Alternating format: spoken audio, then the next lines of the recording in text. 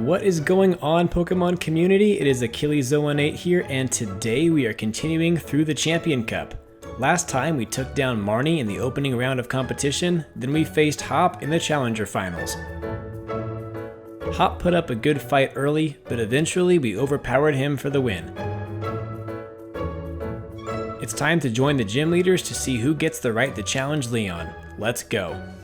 Back at the reception desk, we gain entry into the locker room one more time, where the gym leaders are waiting for the second half of the Champion Cup. In this half of the gauntlet, it's all gym leaders, the strongest trainers in Galar, joined by a single qualifying challenger, me. Getting some FaceTime with the gym leaders again is pretty neat, and it's awesome seeing all of them in the same room. After a couple quick chats, it's on to the pitch for the kickoff.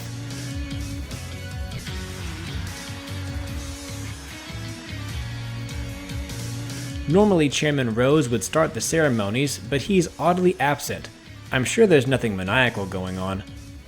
So our boy Leon steps in to kick things off in spectacular champion fashion to get everyone anxious and excited, including me.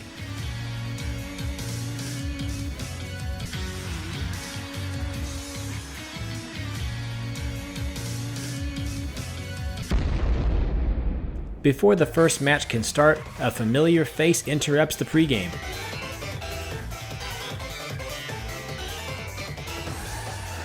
Bede is here as the newly appointed gym leader of the Fairy-type gym.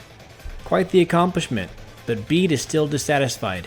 He storms onto the field demanding a match with me, a revenge match for derailing his dreams of impressing Chairman Rose. Leon grants permission for the match to begin, and Bede adds to the pot by saying he will retire from Pokemon training if he loses. Sorry to disappoint Bede, but I'm here to win.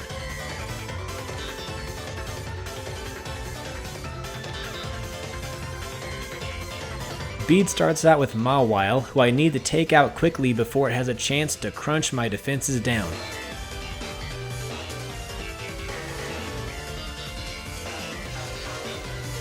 She holds out longer than I'd hope, but Bede calls her back and sends out Twilight Sparkle. Next comes Gardevoir, who makes a big contribution by using Wish before fainting. Finally, Bede sends out his anchor, Hatterene, and as you might have guessed by now, recalls her to use Gigantamax.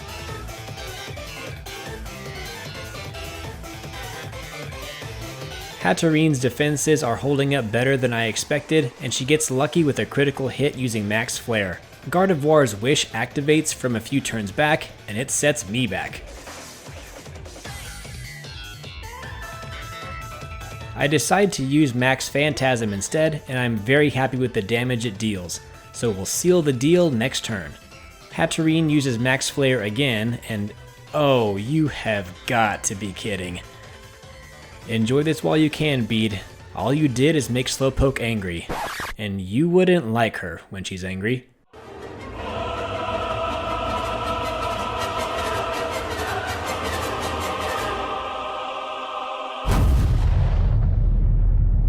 Alright Bede, a bet's a bet. I'll help you pack your bags, man. He takes the loss so well compared to past times, which shows some growth, but then he gets alligator arms about his convictions to retire if he loses. The audience starts shouting out hyper-specific practical advice, and Bede basically says, okay, I won't retire. And when has Bede ever been that kind of guy to go back on his word? Ugh, moving on. Now it's time for the good stuff. Nessa is back and better than ever as my first obstacle in the Champion Cup. She's made some upgrades to her team, and I'm ready for whatever she's got. Nessa starts out with Golisopod, a formidable foe who I really need to take out quickly before it can get set up. Thankfully, we hit hard enough to get Golisopod below half health to activate its emergency exit ability. Then out comes Seeking, who I feel much more comfortable with, until it starts using super effective Mega Horn non-stop. Honestly, it's the only attack it made the entire time. I am able to get set up though, and land a one-hit knockout. Golisopod rejoins us on the pitch, but only briefly. Next is Barrascuda, who hits us with a throat chop, but we're standing tall. Nessa's runner is Pelipper, who really exists solely to set up weather and speed for Dreadnought, a mission which it easily accomplished before going down.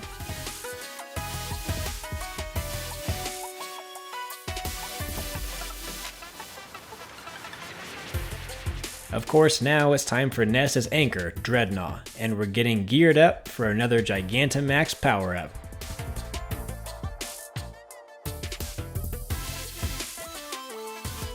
Dreadnought predictably uses Max Darkness, and we are more than prepared. We counter with a Mind Storm that sends Dreadnought right back to its Pokeball in a single hit.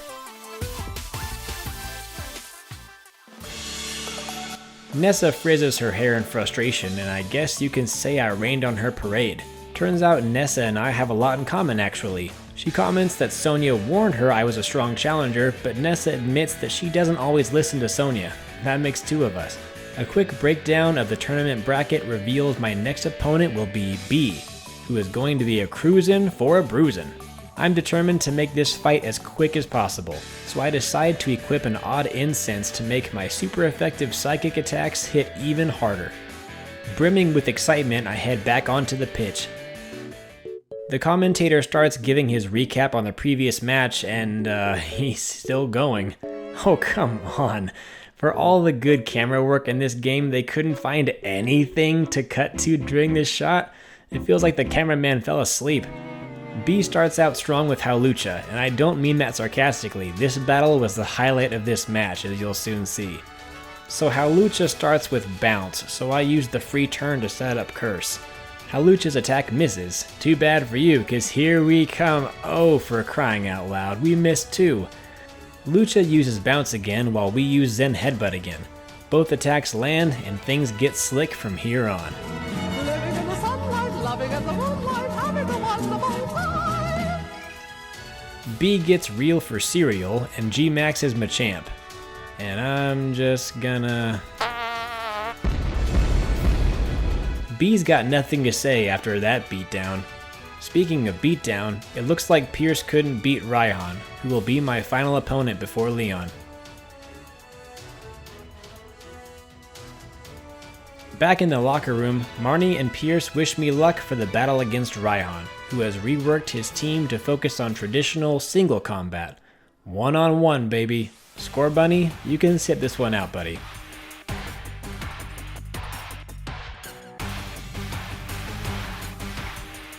Raihan has added Torkoal to his team, who starts out with Drought, meaning weather will still be a big part of Raihan's strategy.